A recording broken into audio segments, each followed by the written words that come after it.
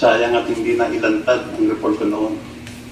At ako pa ang lumabas na protektor ng droga sa report ng Senate Blue Ribbon. Ibinigay ko din ang aking report dati kina Chief PNP General Bato de la Rosa, PIDEA Chief Aaron Aquino, at pati kay General Oscar Albayalde. Pero deadma, wala silang ginawa. Colonel Eduardo Asierto, dating PIDEA agent. Villanueva, pinotat, binibigyan nila ng proteksyon si Michael Yang at si Johnson Chubupa at Alan C. 2004 pa lang, protected na pala itong sila Michael at si Johnson Chua.